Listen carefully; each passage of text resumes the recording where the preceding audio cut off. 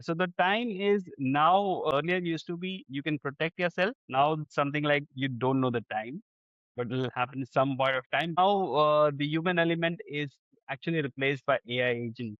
The hacking is hacking being defined by AI agent, which can run 24 by 7. So you just need to be wrong once. You can be right 99% of the time. You just have to be wrong once.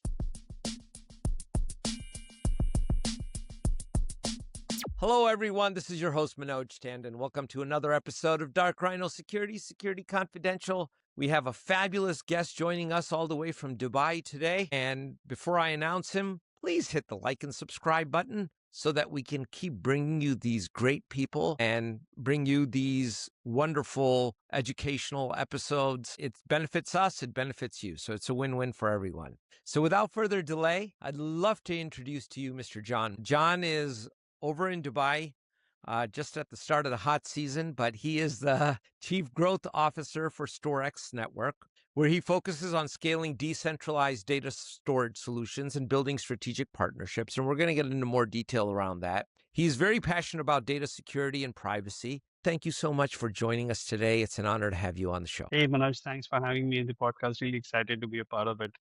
You know, we always start off with the background because we're very interested in how the leaders in our world came to be the leaders that they are. So, did you start off in computer science or what's your origin story? So, well, of course, I started specialization in computers in my early age.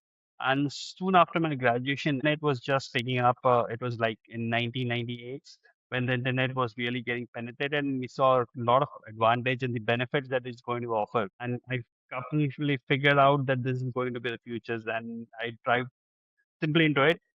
Started with an organization which is basically setting up internet-based infrastructure, managing infrastructures. And I've been involved with that organization till I joined StorX. So my core background is into setting up of servers, managing infrastructures, managing email services, domain infrastructures for clients.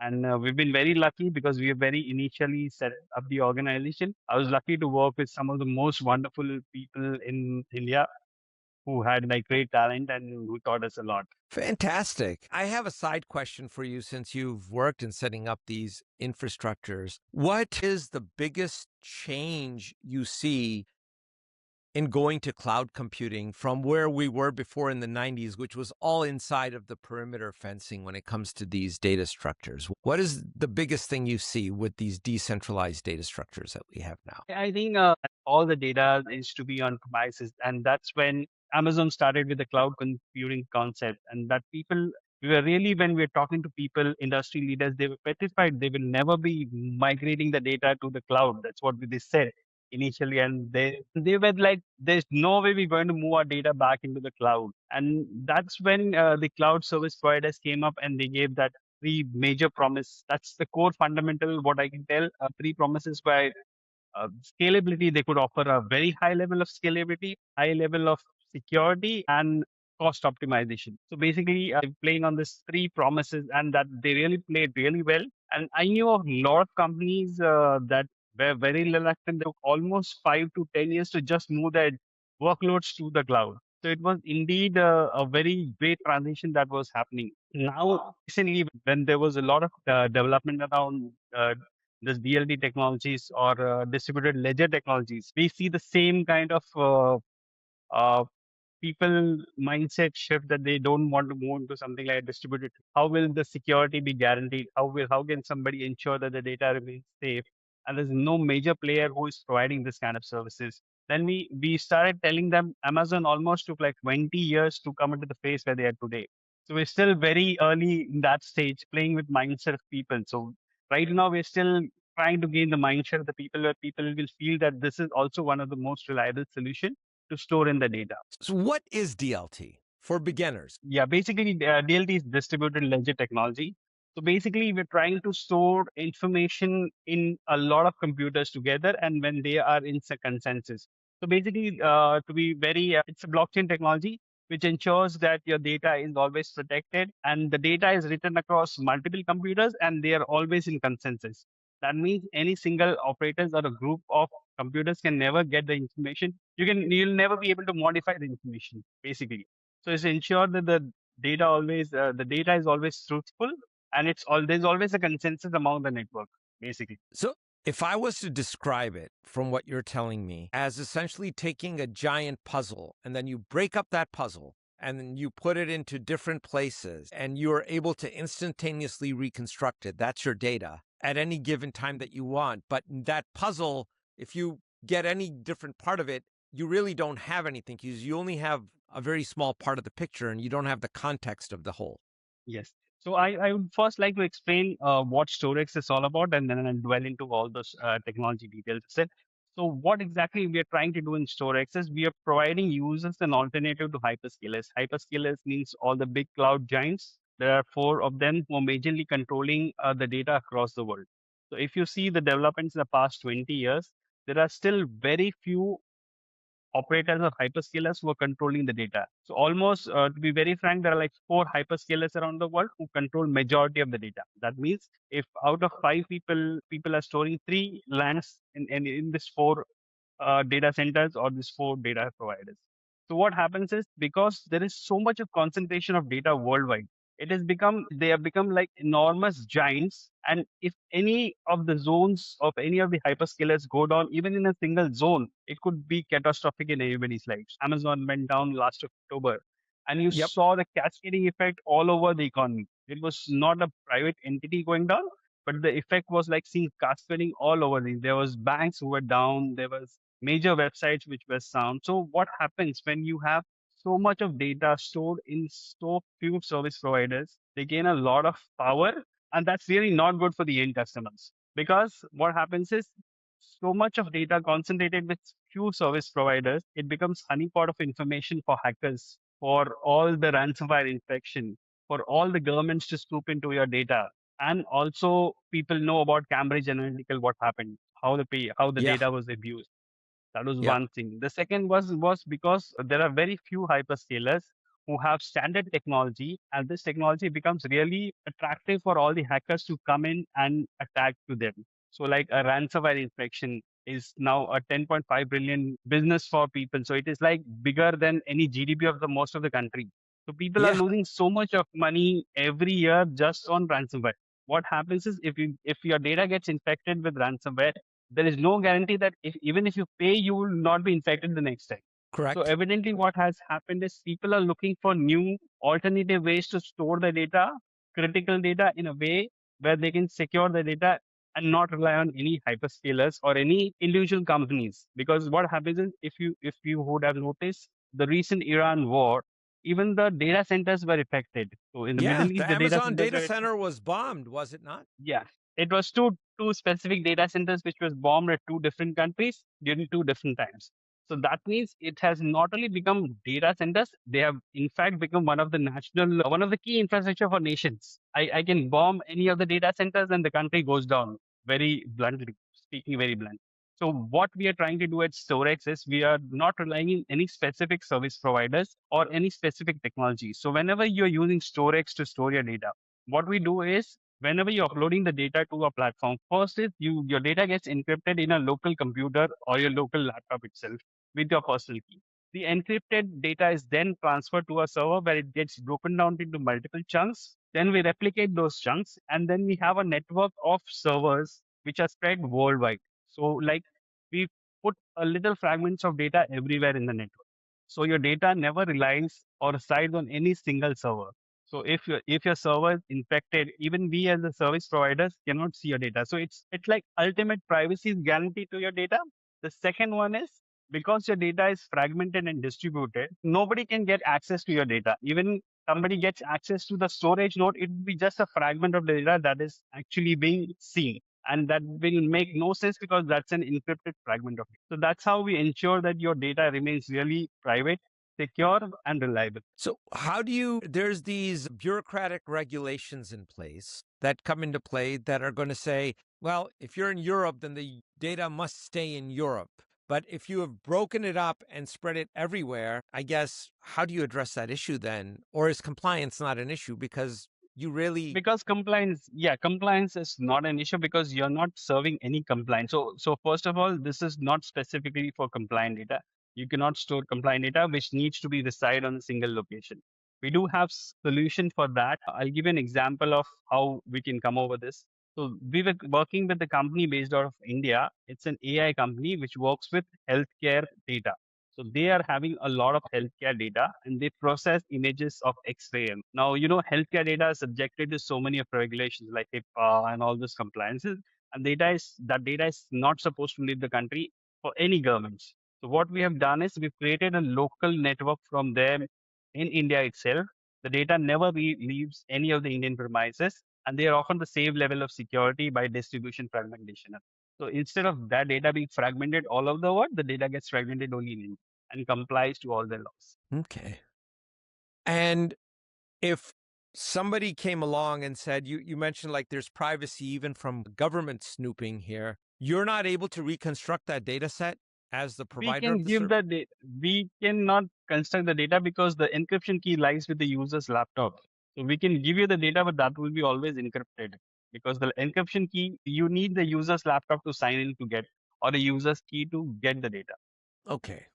Now, is your technology pertinent to backup, or is it also used in live operational situations where the data is getting written live from, let's say, a database to a multiple fragmented backend and stored Now, our in real time? majority of the use cases that we have is around backing up storage for long terms.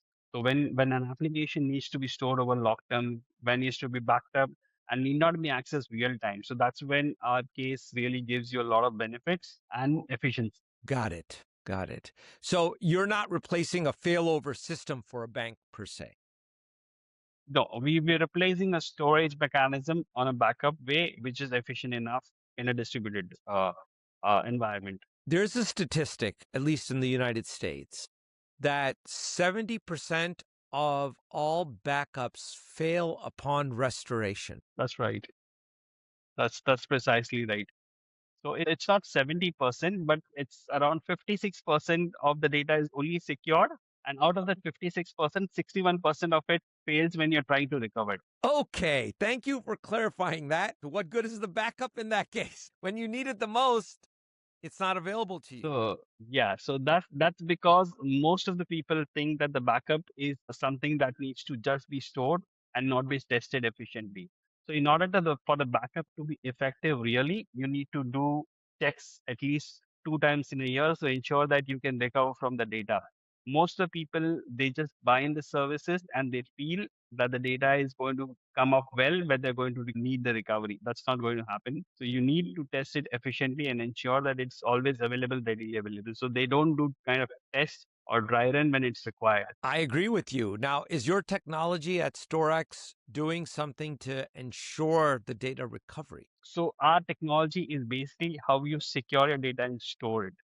The recovery would still be have to be done manually and tested with the users actually. Okay. So it doesn't eliminate the need for that testing in No, any it way, shape. doesn't. You have to do it manually. So having good basic hygiene is important. Now, what about how are you ensuring? I'm sure you've had clients that get hit with ransomware. And now the approach is to go after the backups first. Yes. So earlier it was having, they used to affect the primary servers first, and then they used to be able to run after recovery. But now they're silently sitting on recovery, and then they destroy it completely, and then go to the primary data. So that's the problem that they generally face. So what we are trying to do is instead, because what happens is your data is stored on a central location, you can just encrypt it. A data is not stored in a single location as a single file. Multiple small segments which are actually spread across multiple places. So there's no central place where you can go and lock in the file. But if they encrypt, let's say, even a small portion of the data, that makes it impossible to reconstruct it, John, or no? Our technology is such a way that you have 60% of the file which are recovered and you can still see back the file easily without any problem. So you even if you lose 30 to 40% of the files, 60% of the data fragments, you can still recover those files. It almost sounds like a NAS setup, if you will. I'm oversimplifying it, but Yes. where So you it's could it's it's lose. like a NAS setup. Yeah, it's like a NAS setup, but an enhanced version of NAS setup, where you just get a couple of pieces together and you can still construct the file with the technology. That reduces your risk substantially. Yes. Do people understand this? I guess from Actually, your Actually, no. So it's our job to explain them, but we have to just ensure that the technology is driven in such a way that they can help them to ensure that even after 40%, 30, 35, 40% failure, they can still recover the files. That's a huge risk that can be eliminated, because that's one of the biggest risks. Is even if you do everything, you do network segmentation, MFA, single sign-on, you put in ZTNA, you put in every acronym we have. Okay, you will still get hacked at some point. That's Yes. So the time is now. It used to be like earlier. It used to be you can protect yourself. Now the keyword is till what time you can secure yourself. So it's something like you don't know the time, but it'll happen some point of time because there's so much development happening. And now the human element is actually replaced by AI agent. The hacking is happening, being defined by AI engine, which can run 24 by 7. So you just need to be wrong once. You don't have to be, you can be right 99% of the time. You just have to be wrong once. Yeah, and it's accelerating rapidly. I mean, you look at Anthropic, they have withheld the release of Mythos for fear of exploitation of cybersecurity flaws. Yes, so they have stopped it, but I'm sure that pretty well there are a couple of are very specialized hackers available now, or who are already working on those kind of models. They are building those kind of tools which can help them to like carry out this task remotely and very efficiently. I'm certain that is the case, right? So how is AI playing in your field then with data storage? What are you guys leveraging it for? What we're trying to leverage is we're working with a couple of clients who have that, just as I told you about this AI company which is based out of Mumbai, which is processing a lot of healthcare data. So we are abundantly we are on the storage layer. So we provide them storage. So they have like an encrypted storage, a secured storage layer where they can put in all the data and do the kind of processing that they need. Now, are you providing, is there an option for the client to use their own storage layers that they may have contract or their own data centers and still use your technology to distribute the data? Or are you purely just a SaaS No, we platform? do. No, we do have the technology licensing. So you can just come onto our website and we can set this up for you based on consultant basis. So we can set up your own, we can take in your own setup and then we can do this distributed storage on your network. So instead of you having thousands of networks which you cannot control, because there are certain compliance requirements where the people need that they identify the servers which they store the data. So in that case, we will set that up. We'll license the technology for you and you can set it up for your own requirement. And the data always stored in your specific servers. They don't go out beyond your servers. Okay. Is your technology geared? It sounds like it would be geared more towards enterprise clients. So mid-level companies, this would be beyond their ability to use and approach from an economic perspective, or no? No, so it's so the most of our clients, I can say 80% of the clients that we work with are small and medium enterprises. We do also have a free tier plan that is like up to 2 GB you can store without any cost. It's free plan. You can just come and sign up. You need not sign up with a credit card or anything. You can come to our website storx.io. You can register it and use up to 2 GB. So you can always see how it's working. You can be comfortable and only then you have to pay. And about the small and medium enterprises and individual users, we have specific we so as we major use cases is around backup. We integrate with around 60 backup tools which are there right now available in the market, some of the best in the industry. You can just use as a background storage and the data comes in and you can use with the software. Okay. So you've made it as easy to use as possible, the DLT approach. Yeah, so So that was a primary objective when we started designing the software. It has to be very easy to use. And we are S3 compatible. That means if you're storing your data on any Amazon S3 cloud, you can store it in our software also without any changes of any code. what is the biggest pushback you get, John, about DLT? The biggest pushback is the mindset. Really? As It's just the yes, mindset. it's just the mindset. The biggest problem is because what happens is the mindset, people are still not open to that technology and open source DLT technology because they always do with the decentralized technology is always connected to something like, is it reliable? Are they going to be in the industry for so long? Are they going to stay in the industry? Those kind of things. That's the mindset problem, which is the biggest problem that we face. Otherwise, technology can be tested. It's a free, you can have free this thing. We integrate with a lot of POCs, and we have done a lot of interesting use cases around this. So I still feel that the mindset is the biggest problem, and I don't blame it, because as I said, Amazon took almost 10 to 15 years to come to this point. So we're just like 5 years now in this technology. The technology is very, very new. From a cost-effective approach, what if you're storing large data sets, what is the best or what's the most economic way to scale this? So there are, when we're talking about storage cost, you're talking about two costs exactly. One is the storage cost and one is the egress cost. Storage cost Okay. primarily remains the same throughout the year, but egress cost is something that keeps on fluctuating, and that can go to any limits. Egress cost is basically the bandwidth cost which you pay to any of the hyperscalers for downloading the document from them. So upload this, Absolutely, and that get. can be a very large number. So when you store a huge amount of data, egress cost can really make a lot of difference. So we can help you because we are on a distributed mode. We are on a platform which is decentralized. You can really save a lot of costs in that egress cost. We almost very generously place in case of egress cost. And at some companies, we are almost giving 5 to 6 times lower price compared to any other hyperscalers, specifically for the egress. Really? 5 to 6 times. Yes, yes.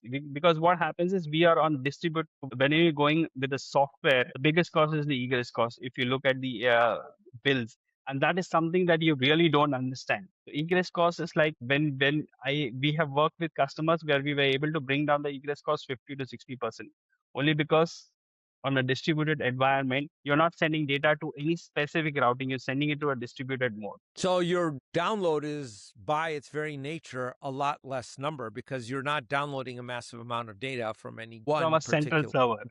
Yes, yes. It's concurrent across different places. How big do you have to break up those data chunks? So if you're talking about like 2 petabytes of data, how would that break up? Like, is that 20 servers, 10 servers? You So know, currently, we have more than 1,000 servers which are based out entirely out the rail. So depending upon what is the file size in the file, the system will decide how many pieces has to be made and where it has to be sent. okay. So what defines a large data set for you? What would be considered large in your? A multimedia file, movie file, which is there. I'm talking about the end user perspective. The multimedia file, which is an unprocessed raw file, which would be of huge chunk. Those would be the biggest data that is processed by us. So I'm thinking more like if you have transaction records, okay, that have gone back decades and it's taking up a petabyte of data. To back that up is a non-trivial task. I mean, the only way to really do it is with a petabyte set of drives that could. And if you're going to move that over the web, that's going to cost you a lot of money. It's going to cost you a Yes. lot. So that's basically the infrastructure limitations that comes up when you're doing that kind of, because you're doing something really very big over the internet that would consume a lot of time, and there could be frequent breakages also when you're trying to connect it to it. So that's the technical problem rather than the mindset problem which will come into backing up this kind of data. One thing is there a way to um forgive me if this is a bad question. I'm allowed to ask a bad question. Yeah.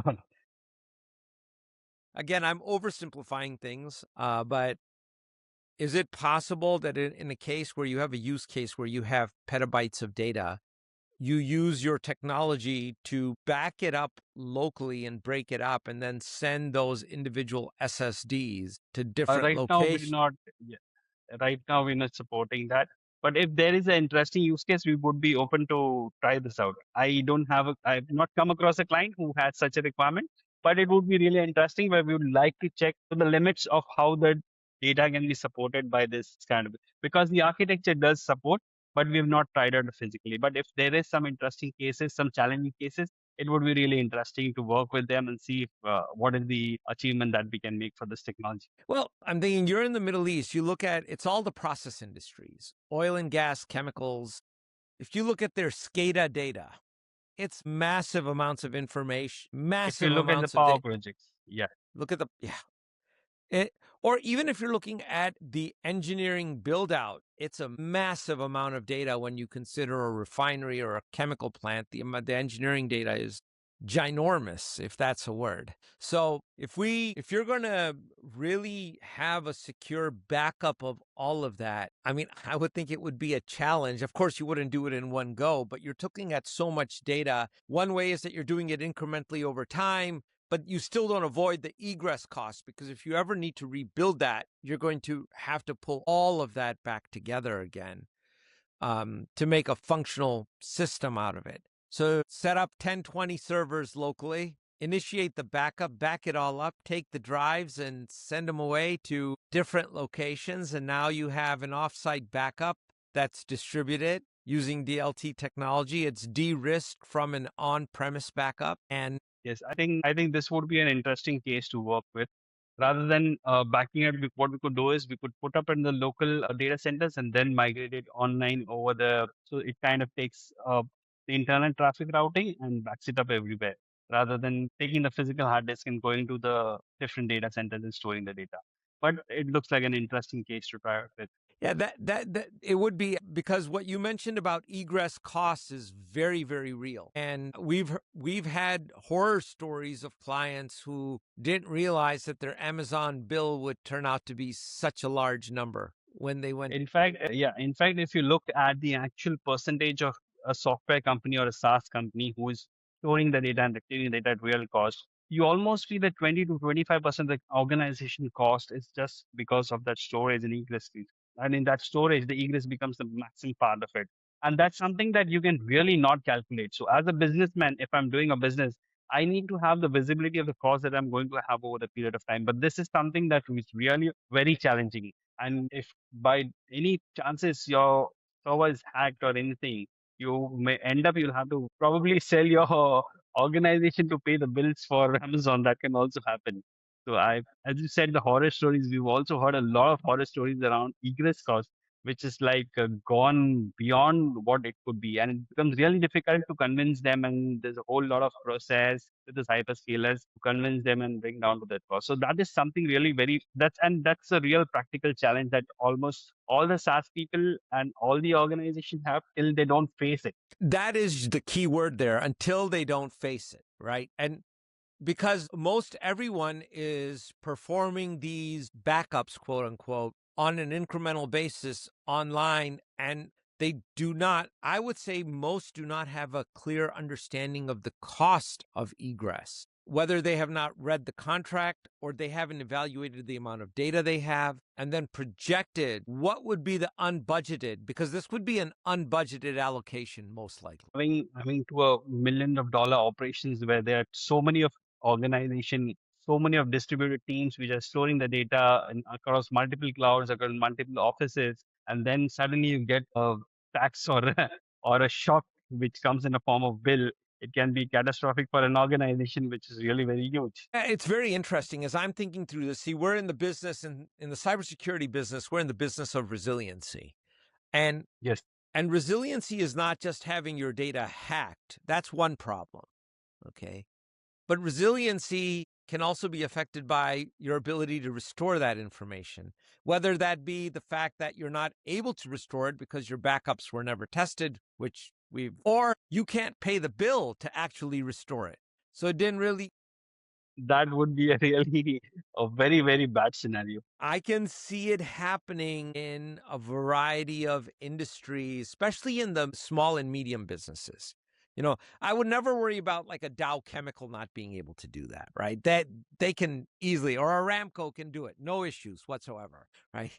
But you get a small 30 or 40 person company, this might become a real issue, right? And then by proxy, it becomes a real issue in the supply chain because they might be a supplier to an Aramco and might be governing a critical infrastructure piece. And now they have no ability to restore that. That's correct. So it can be very catastrophic if you're not. And because what happens is during the lifetime of all these software companies or SaaS company, they start with having free credits with all these hyperscalers. They start their business, they are not even aware. They see that they still have credits, and by the end of 6 months, 8 months, when this credit lapses, they're going to get a shocker of what they've been using. So that becomes real big problems, because that's the real genuine Hmm. problems when we face to most of the organization which are like in software development or providing some kind of SaaS services. It's a very interesting solution. It's a very interesting approach. And when you consider it, certainly on the risk register, the backup testing and restoration of data should be its own line item. I think that should be separate from all other budgets. It's one that, like we've seen in financial tech, where there's a lot of regulation. We've seen so far as in banks where they actually will test operating from their failover. Now, that's a very expensive thing to do, and it requires a lot of guts to do that because And it also requires a lot of expertise, because what happens is you actually have to put down your systems in halt for one day and test it across. People are really not willing to do that. That's also, I think that's more of a leadership challenge rather than the manpower challenge, that the leadership has to take care of something that's very critical. I agree with you completely on that. And if we could force it, we would love to, in an ideal world, you want a complete replicated system that was separate, could not be accessed from your regular network infrastructure. And if something catastrophic happened, you could just flip over to your failover and not miss 1 minute of business. I understand there's very serious cost limitations, manpower limitations, and even the biggest one is the mindset limitation on that one to even want to test something like that. But we have seen it, like in the financial sector, you do encounter that use case. So I guess in your experience in doing this for the last so many years, is there a particular industry that's been more willing to accept DLT than others? I think the DLT is adopted in a small way, but because of the compliance and data storage industry, that is kind of we're trying to give the flippant solution like a local storage. Because what happens is most of the governments right now, the industries which are really controlled, the core industries are always concerned and controlled by the regulators. So we keep the key legislation that they want the data to be located locally. But this is something that they have not thought about when there is a situation like a war happening, the situation like the current censorship happening by the governments. What would happen for this kind of industry? So they need to really think about going beyond storing data locally to a multiple location where they can really have, because now we're talking about the wars where the internet cables are being cut, or at least being threatened that the internet cables would be cut. So what would you Sure. do in that kind of scenario? That way, so they should look at a holistic view and they should give a solution which is more approach.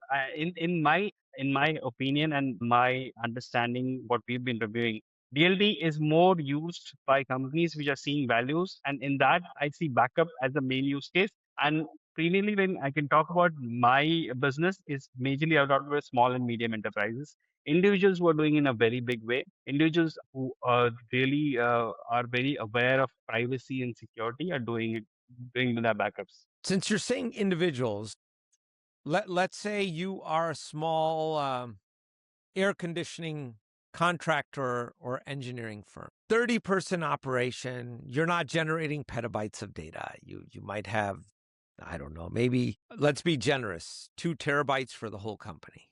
Okay. Okay. What should they budget in funds in dollars to have an effective backup using DLT for something like an organization of that size? I think if you're talking about two, it's like $200 to 40, like it would be around $20 a month if they go in for 2 TB, $20 to $30, something around for the storage cost. The maximum is $50 per month. That's what they can do with the free software if they do a right kind of backup infrastructure, because you need two things. You need storage server as well as you need a backup software. And what is the data that you need to back up? So that I think it should be like 50 to 100. $50 should be max, like $600 a year should be good enough budget for a small medium enterprise to do the backup, assuming that they have 2 TB of backup and they do an incremental backup, not dumping up, because the backup also require different ways and how you can ensure that the cost remains less and you're doing it in a proper way. And I'm not familiar with the current cost structures, but how much is 2 TBs of storage in the cloud these days? It would depend upon the egress cost, because as I said, if the storage costs are $20 to $25, but what about the egress cost? that keeps on changing. That's Yeah, something we like come back to that's that. a big We deal. keep coming back to Yeah. that. So we there's very one thing, we have a free calculator in StorX.io. People can just go and check what is the egress cost going to be with the secure cloud providers. We have put out all the calculations there. It's a free tool. You can just go online without registering. You can try out those egress tool calculator.